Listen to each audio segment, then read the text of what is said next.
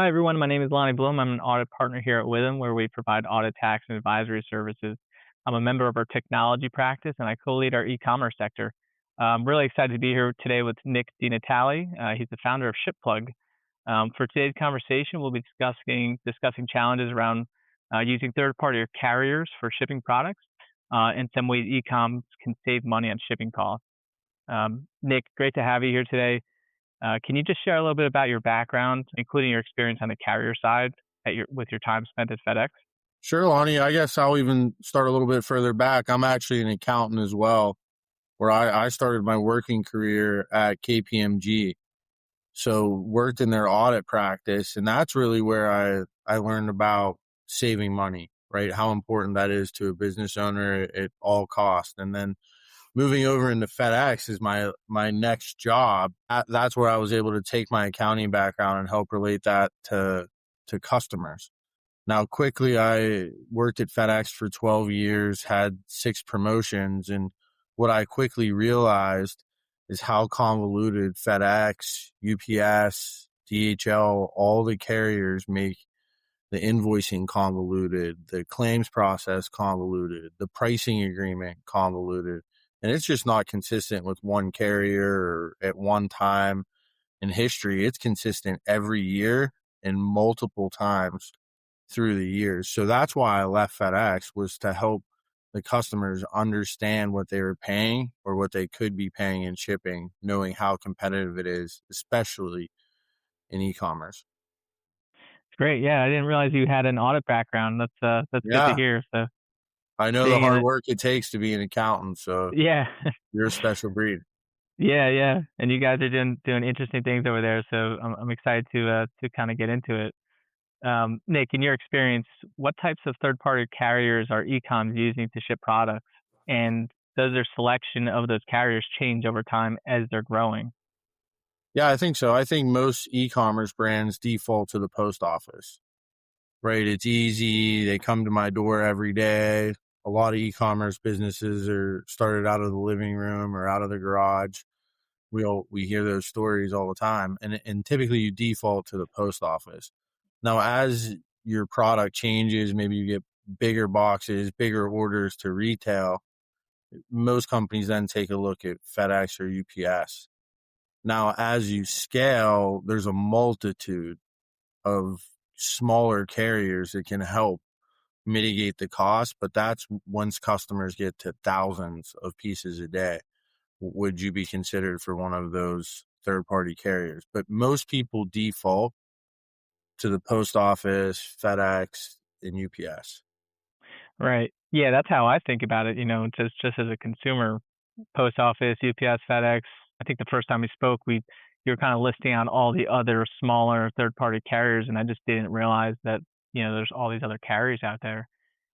Would you say, I guess, in a growth cycle for a company, there's a strategy around choosing those smaller providers versus the sort of the big carriers like UPS, FedEx? Right. We always get the question from our new startups or our smaller customers, how do the big companies do it? Right? How do they ship that product at that price? Well, a few ways. Once you have volume, you can then negotiate with the carriers directly. You're not paying the rack rate that every company in the world is paying. You can then negotiate with the carriers. Now, as you really scale, the price can come down. Once you really have volume, you can get closer to your customers. So then it makes the final mile delivery cost less. Now that's all as you scale. And that's why it's so important for e-commerce brands or really any company to focus on supply chain. We've heard of horror stories where the supply chain wasn't set up correctly, especially over COVID, and it shut customers' businesses down. So that's why it makes sense now to invest in your cost, but not only your cost, your infrastructure, your customer experience when it comes down to the e-commerce brand, making that final mile as fast, as customer friendly, and as low cost as possible. Right. Yeah, it's interesting. Um, so when entering a contract with a larger shipper like FedEx or UPS, is there, you talked about negotiating rates. Is there how much flexibility is there to negotiate better rates? And, what can companies do to get the most effective cost savings when they're signing a contract with a shipper? Well, I think, yes, there's always the ability to get better rates. I mean, in our experience, we've seen the carriers be willing to lose for certain customers, right? Because they make up so much volume. Now, with that being said, I think every e-commerce customer needs to understand their costs. What we see is that people can't understand the data first, right? Brands, they don't understand what they're paying piece by piece. They look at an average, but maybe they sell something that's huge painting, and they didn't take in consideration all of the other surcharges that could be involved. So I think the first thing that brands need to do is to understand their data, understand shipment by shipment, order by order. What does that really cost?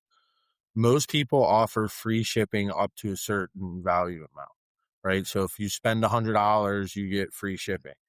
Well, we've seen countless customers actually lose on that model, where the customer is spending more, so they have to put it in a bigger box.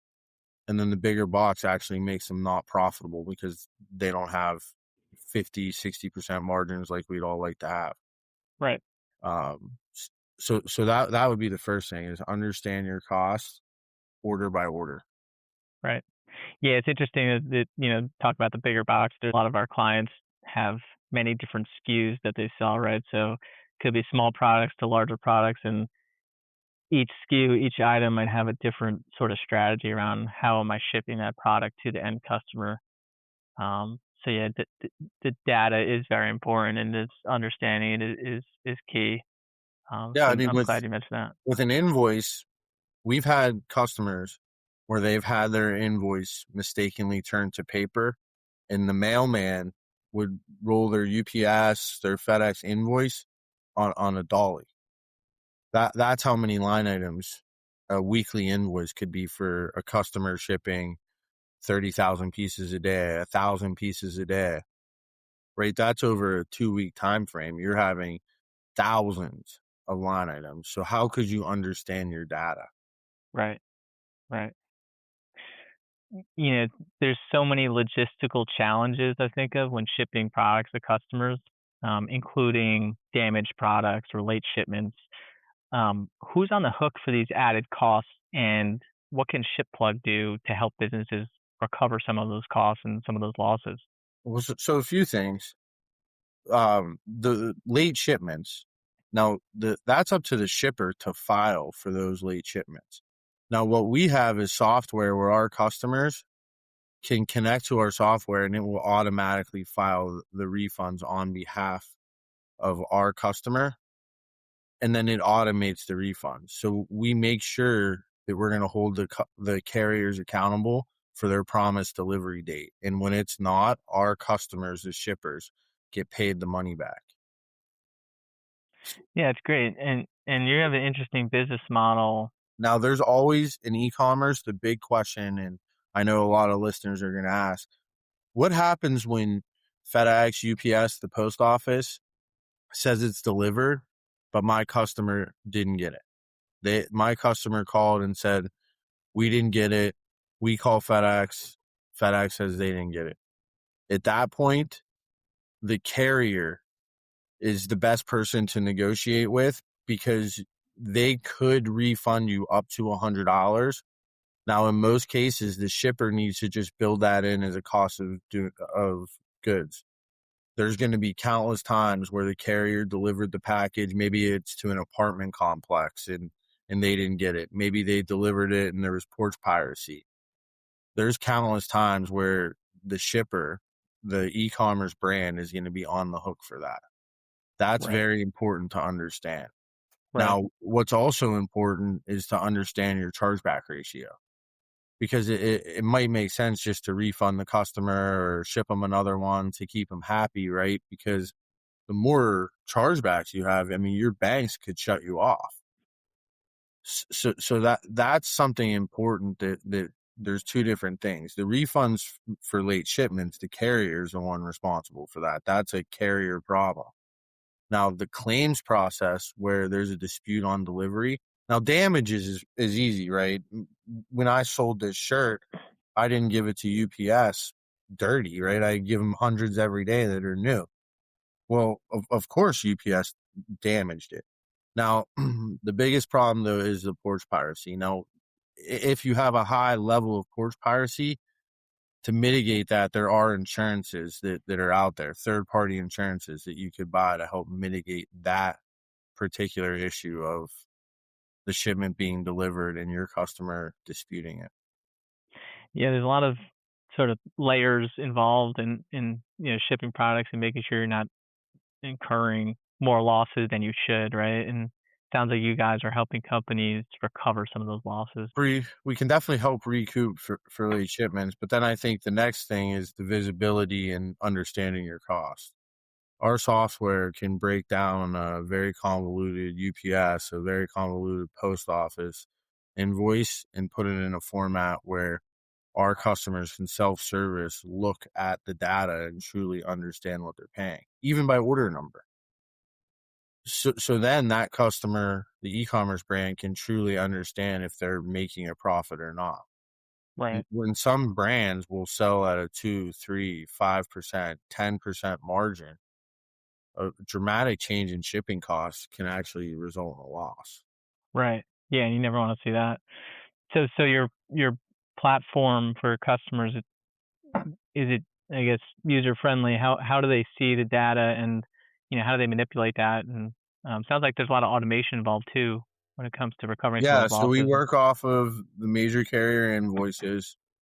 We upload it every week just as you get invoiced. So then the customer can see that. Now, as things change in the market, we do have a white glove service where we assign you a seasoned carrier veteran who's negotiated thousands of contracts with multitude of carriers.